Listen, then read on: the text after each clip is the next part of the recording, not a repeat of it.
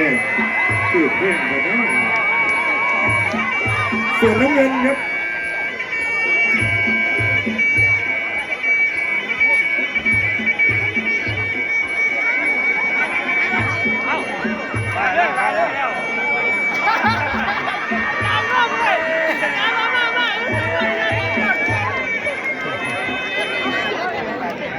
น้ำเงินจากตกขี้ยางครับมาเอา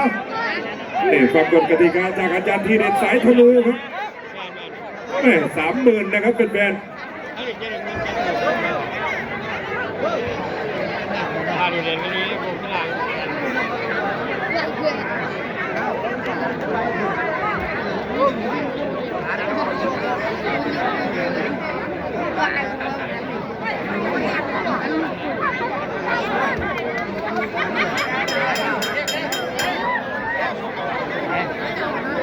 โอ้เสียตีวิภาวันนี้มาเก็บภาพครับขอบสนามขอบเวทีครับเป็นครีเอเตอร์คนดังมาแล้วยกที่1ครับ30,000นี่คนละฝั่งหัวขยุงนะแต่แดงนี่สูงยาวครับเพชรไปเปิดสิบครูเทแล้วก็ได้ลุกไปดิพอเพียบอุบล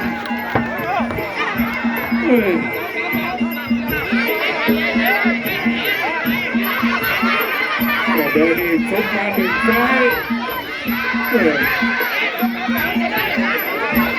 ไปเกินอีกหลังก็2,500นะ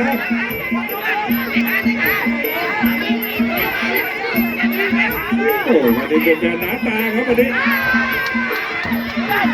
มีเรื่องขวางเหมือนกันแข่งให้สวยโอ้ใบเฟิร์นได้ช่วงได้ลอยครับเพชรใบเฟิร์น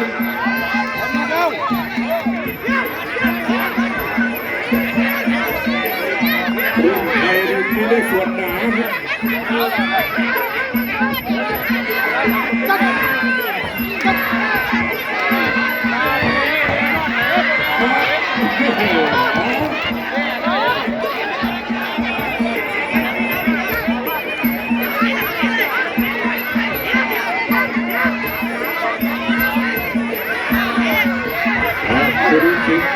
ที่30,000นะเฮรินทองแดงแล้วก็ฝั่งน้ำเงินเด็กก็ฝั่งน้องไปก่อนเป็นไปเกินฝั่งแดงเป็นรุ่นเฮรินมีถอนหายใจนะจะล้วนนะ30,000นะ30,000นะยกเลยนะ30,000นี่ยกที่1ยกที่1ขออนุญาตให้คู่มวยอีกสักนิดนึงครับคู่ต่อไปเป็นยอดอาวุธสิทธิ์ครูแทนของนพเก้าโบริจิตพัฒน์นพเก้ามาแล้วที่2,000ยอดอาวุธก็เก็บมาแล้วก็คู่ที่12เป็นคู่ต่อไปหลังจากที่ยอดอาวุธกับกองนพเก้าแล้วก็จะมาที่ซุปเปอร์เก๋าสิงห์ดารกับสุสิทธิ์บุญมีสอนโชคกิจแล้วจะมาที่ไก่ชนกับปูรันเป็นผู้พิธีการแล้วก็จะมาที่ชัยดลกับยอดขุนไกรตามนั้นครับแล้วก็จักรลันกับน้องอ้อที่ตามลำดับเคียวกับสกุลไทยกับแหลมทองที่มวยยักษ์ซุปเปอร์บิ๊กกับฟอร์ดนัทวุฒิปีราชากับพีรพัฒน์ตามนี้ไปก่อนนะครับ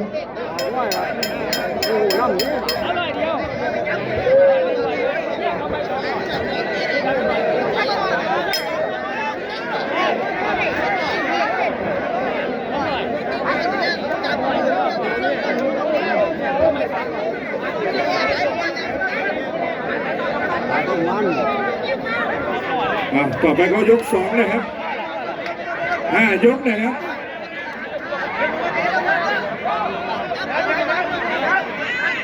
วันนี้ศึกมวยไทยเพื่อการกุศลสิทธิ์ครูแพรและนายห้อยแอร์บัวงามครับยกที่2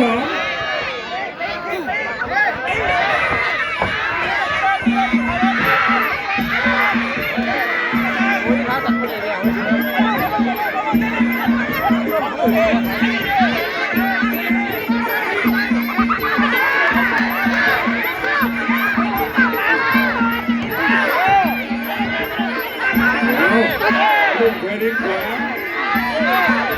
ชรน้องเฟิร์นบินมา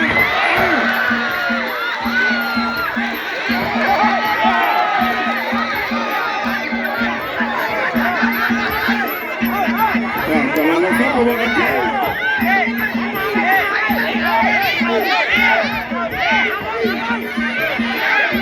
ฟันกันยังไม่ลงครับแข้งขวา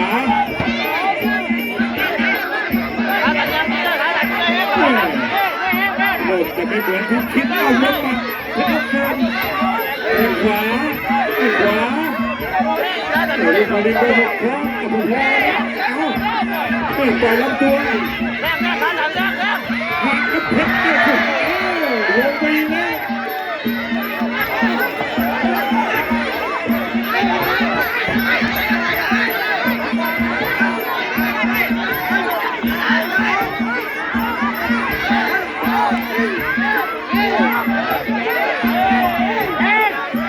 สองใบเพชรเกิน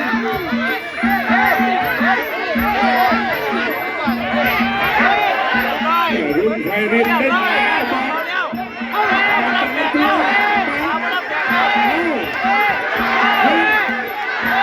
เกินของจับ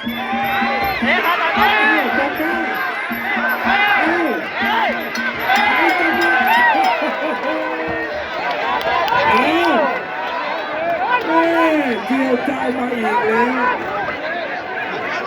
ดูอะไรกันแบบนี้ยาดมยาหมองนวดด่วนเลยครับ30,000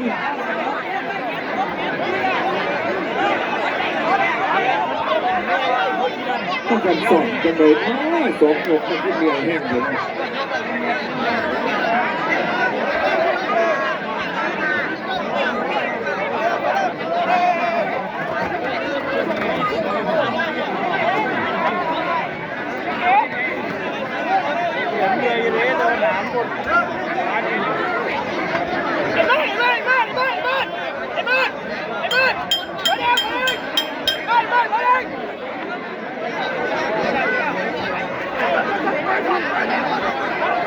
วันนี้เป็นแฟนนี่หนาตาพอที่บันไดเหลือเยอะพอที่อย่าไปยืนนะโอ้ยร้ายหนึ่งถ้าเราไปยืนเสี้ยนบอกให้เขาเป็นด้วยไปสูบสาวที่เรา12,000เหมือนสูบมากเลยมันได้60 บาท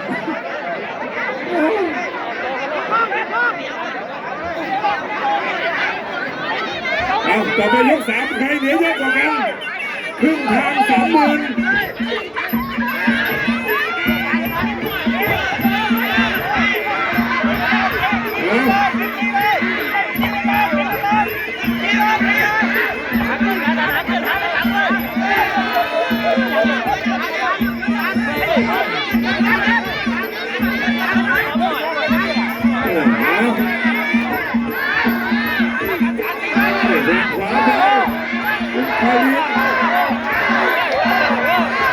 เป็นไปเดินขวาไว้แทง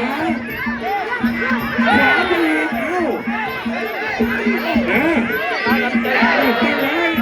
ไว้ยกนี้จะมีเปลี่ยนเสียงไปอีกหรือเปล่ามันเป็นรถแห่เบิร์ดหนึ่งมันคือเบื่อมันส่งด้วยมันเบื่อเอาแค่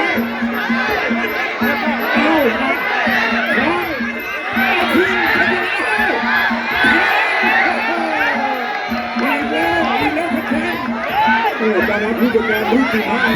ก็สนุกก่อสร้างกันมาแล้วผู้จัดการรุ่นที่มาไอ้สิบเอ็ดน้อยบาดเจ็บได้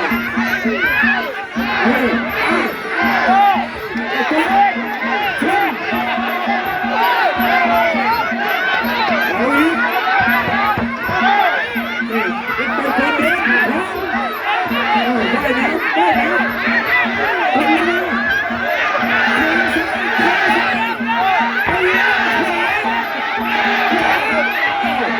เพราะว่าหัวดำมาแล้ว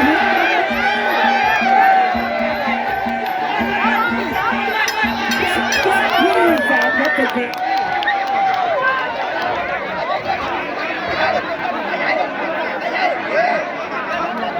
ผู้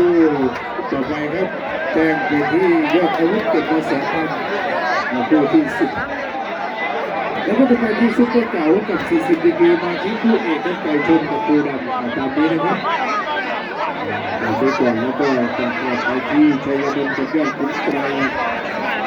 มาที่จังหวัดแล้วก็จะไปที่สมุทรไทยกันนะโตมันจับคิวมาเรื่อยๆ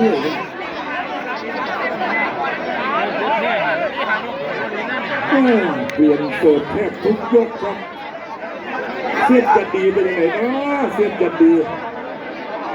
วันนี้ก็ขอบคุณเสียไกรวิทย์ปาจันนะครับจากท่าเจริญวันนี้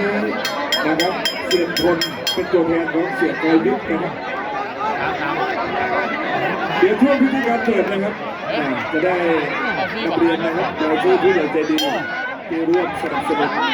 โดยรายการการกุศลทั้งหมดนี้นะครับ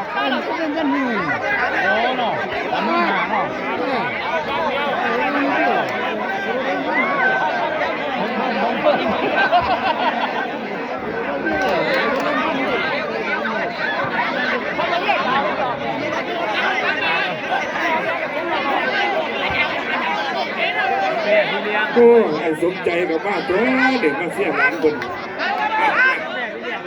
เสียลูกสาวผู้ใหญ่หลึงซอยกันนะ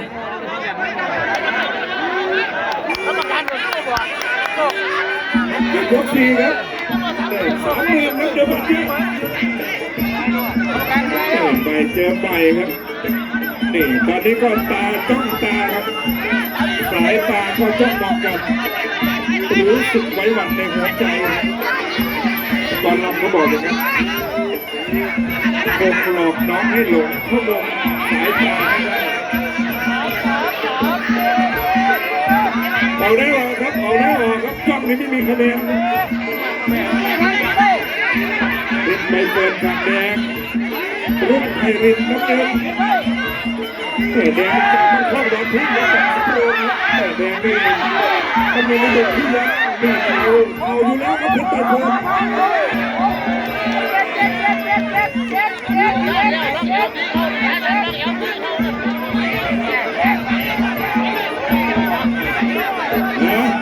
เอาอีกตอนนี้โอ้3 ปลากับ4 ศอกเขาเป็นระยะหมดยก4ครับถ่านรองน้ำขึ้นด้วยถ่านรองน้ำ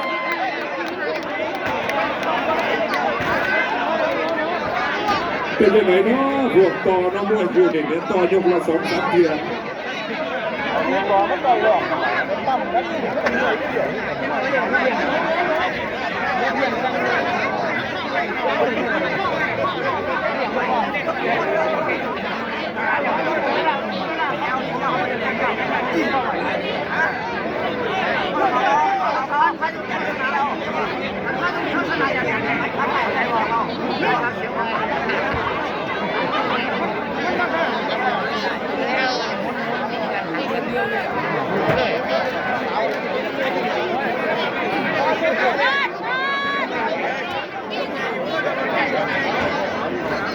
โอ้ช่อราชวัตรกับมาจากมหาสารคามมหาตัวนี้ตัวมันเป็นอยู่ฝุ่นเลยโมเมนต์ตัวนี้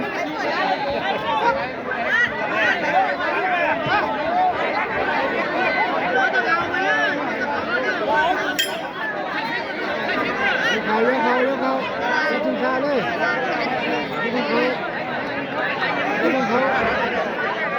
ต่อไปก็ยก5 ยกสุดท้ายนะครับ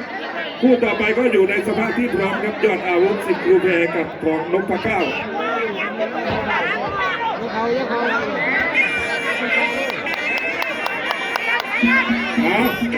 ยกนี้ก็คงจะจ้องอีกครับ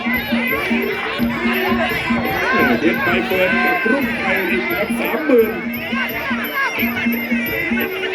แดงนี่จากบรรทุกวันพึ่งฝั่งสำโรงครับคนละฝั่งวัดพยุง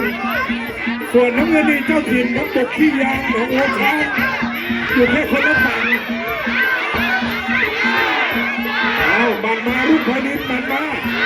เด็ดไปเปิดที่เข่าอยู่แล้วสูงยาวเหมือนกับนาบิวนี่ก็ลูกหลานจากอ อำเภอพายุนะครับจะมาฉลองแชมป์บัตรลุมพินีครับแชมป์โลกมวยมัน26 เมษายน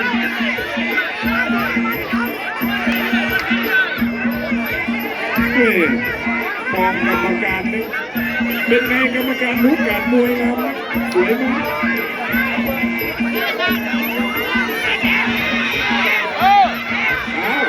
นี่สุดท้ายเข้าล็อกเข่าอีกแล้วโอ้จะมีภาคสองอีกดูนะครับจบยกสุดท้าย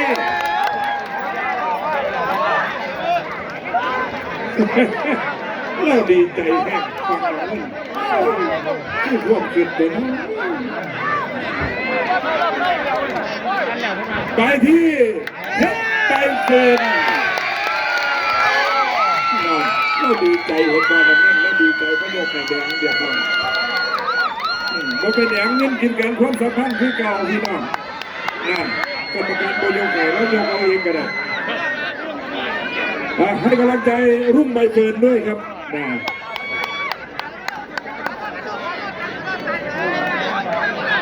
คู่ต่อไปครับยอดอาวุธเก็บบาท2,000ครับ